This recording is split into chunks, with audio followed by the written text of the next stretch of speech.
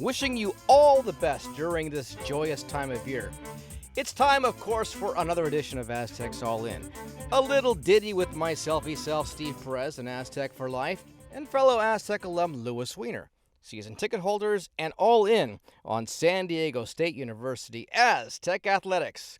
Now, men's basketball has had some overtimes, buzzer beaters, and this latest, a real cliffhanger. The men's basketball team pulls out a late 63-62 comeback win against UC Irvine Saturday night at Viejas. So, Lewis, you over that loss to the Jackalopes yet? Steve, barely. Yet another nail-biter. How do they keep pulling these tight ones out?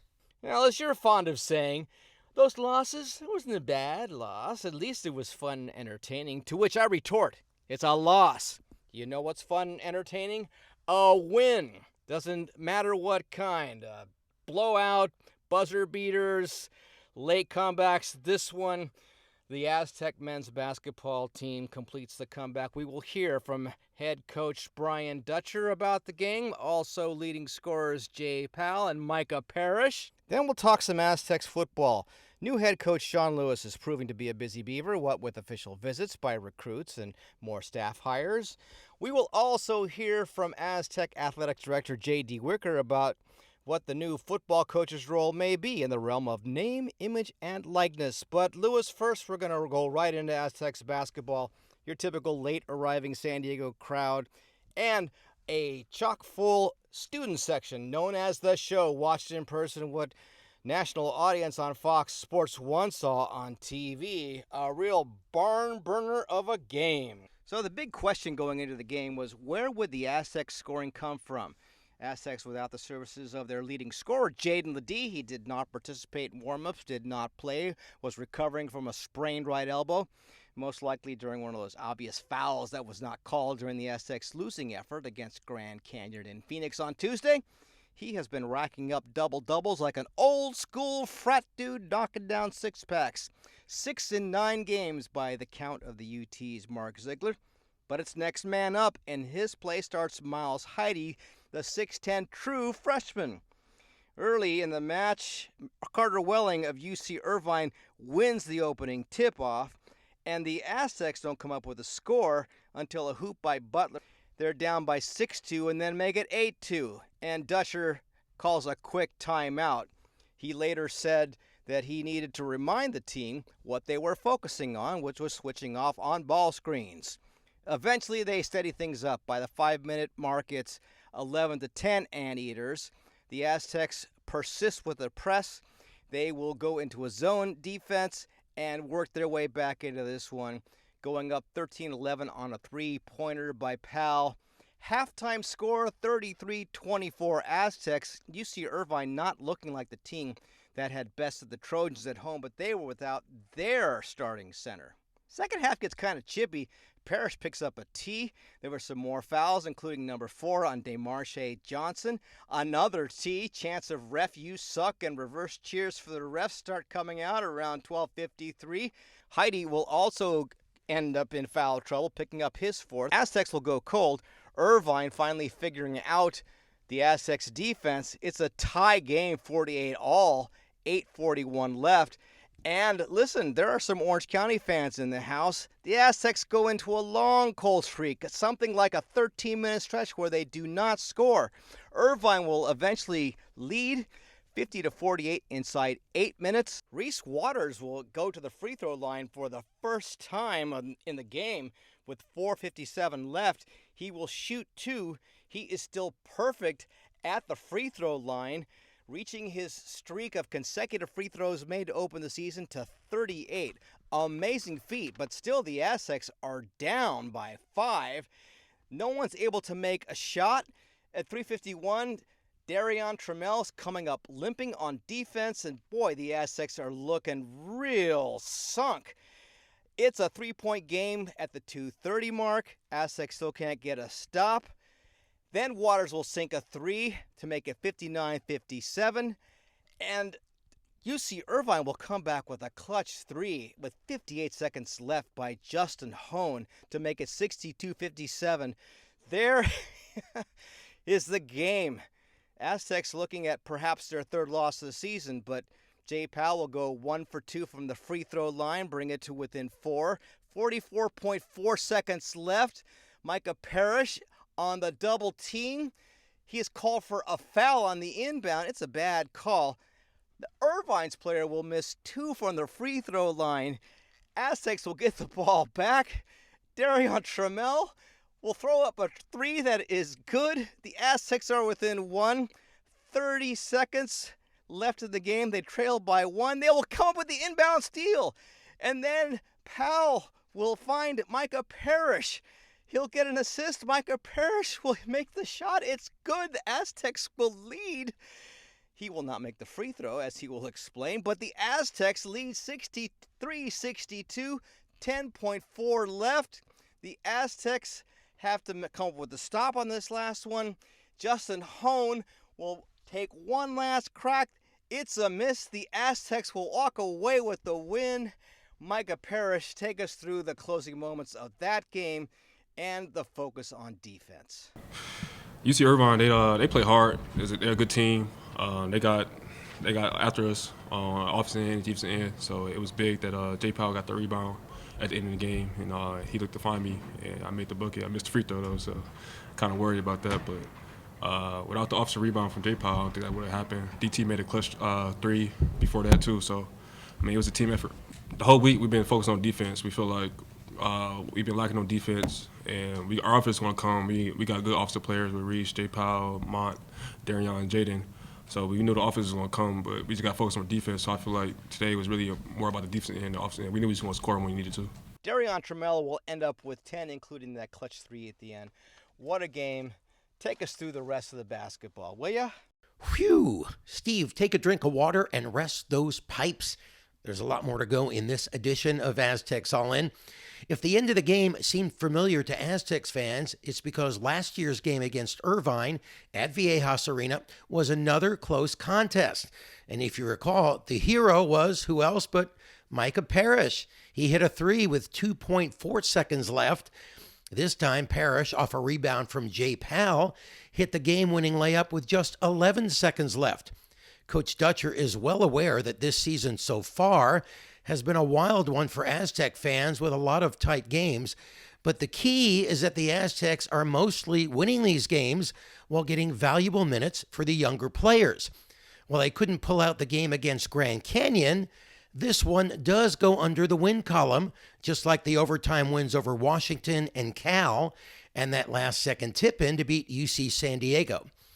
So, Steve, you know how much I love to talk about games being fun and exciting, right? Well, if you listen closely to Coach Dutcher here, I think he listens to our podcast because he uses those same exact words. Listen carefully. If you didn't have a vested interest, if you weren't the Aztec coach or Aztec fan, you'd be, man, this is exciting. But I wanted to win, so it was exciting and we won. So I'm grateful for that. And I tell the kids the same thing every year. When we're in a tight game like this, or we're down 5, and I said, we're going to have 15 more games that are just like this. It's going to be anybody's game to win with 5 minutes to go, and we have to find a way to make enough plays to win. And we did. And it's college basketball. They banked in a 3, and it looked like, oh, no, they banked in a 3. We're in bad shape. And then we came down, and Darion hit a tough 3 like he did at the end of Grand Canyon, steps up, make big threes.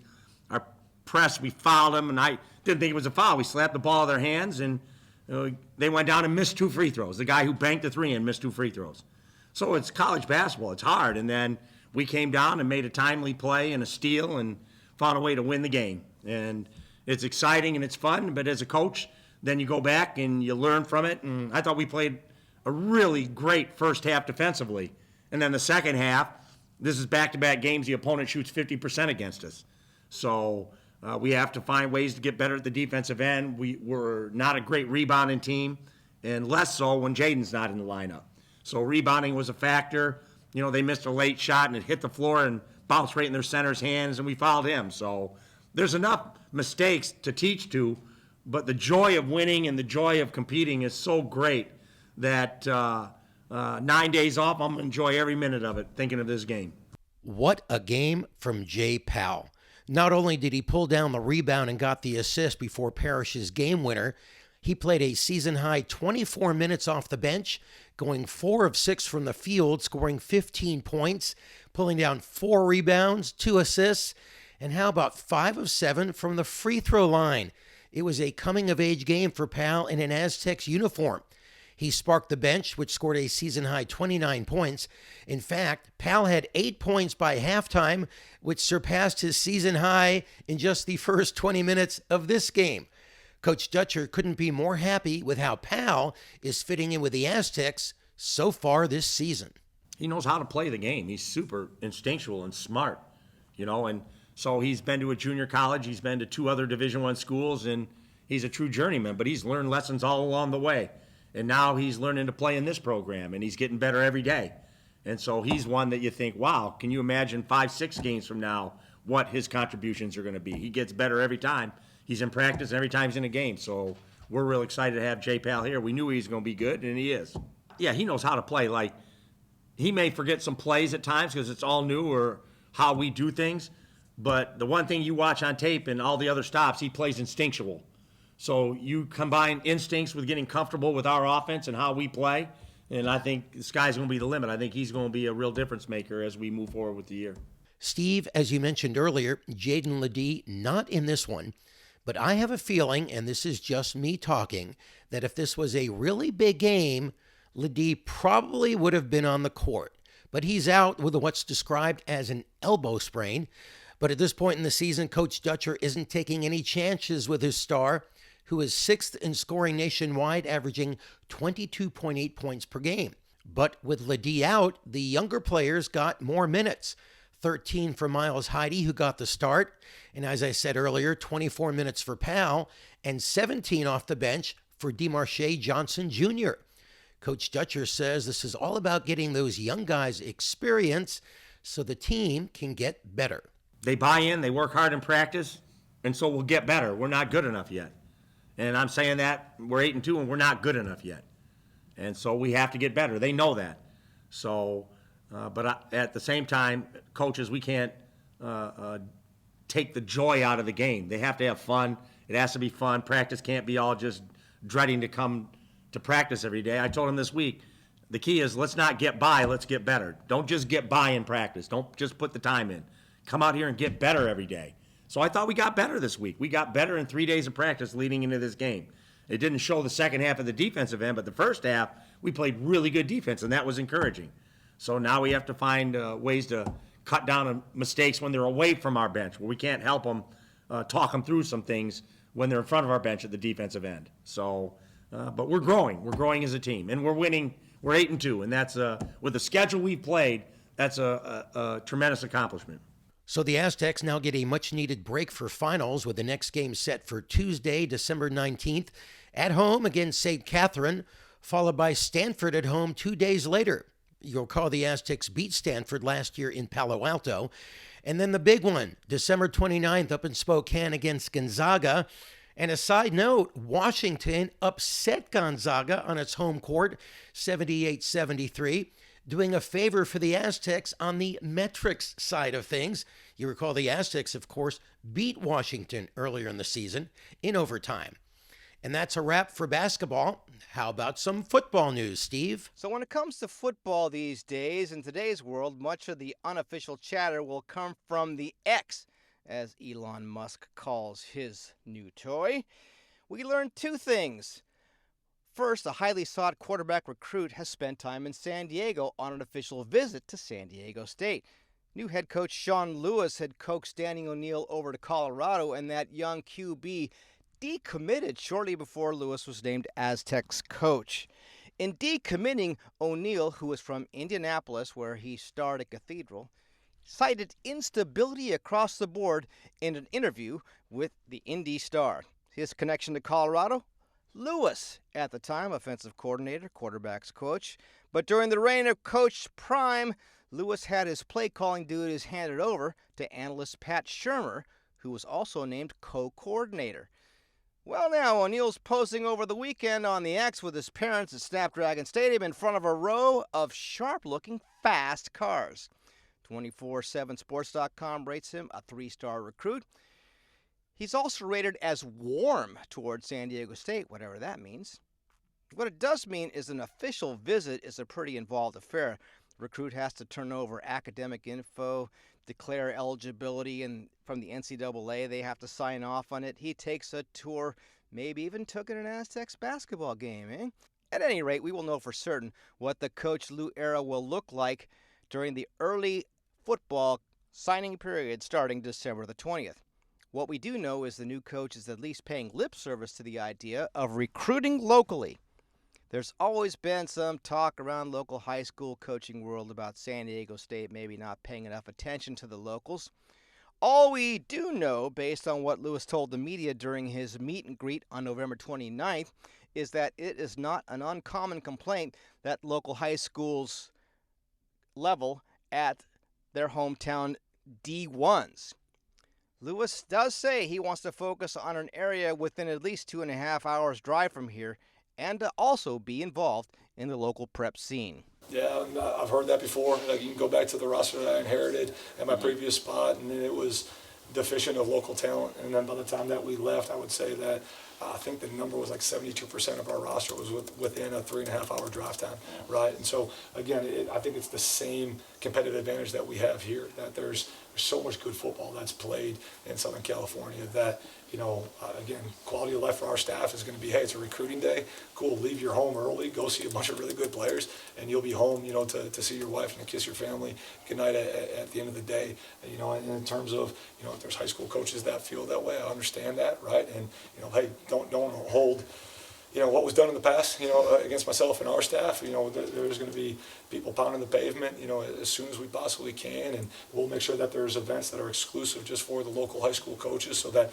they can grow and that they can improve, and our doors are open for them to come and learn ball so that they can give back to their programs. And please use us as a resource in any way that we can so that, they can have a better experience for themselves at their high schools and for their kids. And, we're going to build those relationships. That's a crucial piece of the people and the relationships that need to be built here, in a hurry. Quick shout out and props to the guys at the East Village Times, who we can't help but notice are doing a pretty dang good job of going in depth on the Aztec high school recruits. So we talked about the potentially changing landscape in regards to NIL, courtesy of the NCAA recently. The NCAA trial ballooning an actual university-sanctioned tie-up between the university and the student athletes to directly compensate them for use of name, image, and likeness, while also bringing up the big bucks to the school. Currently, the NIL business must be legally separate, but making it official on the university level would require a minimum $30,000 a year commitment per student into a trust. Coach Lewis introduced to the Viejas crowd at the break in the Aztecs game against the Anteaters. And Aztecs Athletic Director J.D. Wicker told me that process is just starting. It's going to go through rules committee work in the bowels of the NCAA bureaucracy. He says he doesn't foresee anything official on that front for 6 to 12 months. But all of that makes the urgency of the Lewis hire that much more apparent. J.D. said earlier a big part of his unofficial duties at this point will involve making appearances on behalf of the powers that be who raise funds for NIL. We have a good situation in NIL-wise for who we are with Brendan Hill in our department and what we do for our student athletes within the department, but then also Aztec Link, the Mesa Foundation, what they've been doing from that collective NIL standpoint. We're off and running, and so he saw something that there was a good base there and that we can build off of. What impact can he make, though, in that regard? I mean, we'll be out. We'll have him out in the community. Obviously, we want to, the community to meet Sean and get to understand him, but, also put him in front of, meet with donors to support the program and also talk about NIL and the importance of that and, supporting the university and the athletic department, but then also supporting the NIL program as well. So hopefully Aztec Link has a membership model. They're also, working with corporations to do things, and then there's kind of the collective piece. So, hopefully we get a lot of people to sign up for that membership model, and that just drives revenue to the, the NIL that we can utilize for our student athletes. I'm not sure how I feel about all that pay-to-play stuff, except this. If colleges and universities in the U.S. can afford to pay for high-priced coaches, administrators, and all the ancillary staff, there is a good argument to be made in favor of getting a few more schmeckles in the pockets of the kids After all, they are the ones people pay to see. Flip side is, at a high enough level, considering some sums that have been tossed around for top-level Division I QBs we're hearing about, you're actually moving toward a AAA organization for the NFL. That's more akin to being paid to attend a trade school. From the school of old, all I know is if years ago there were pictures all over of high school athletes standing in front of fast cars, it would be cause for an NCAA investigation.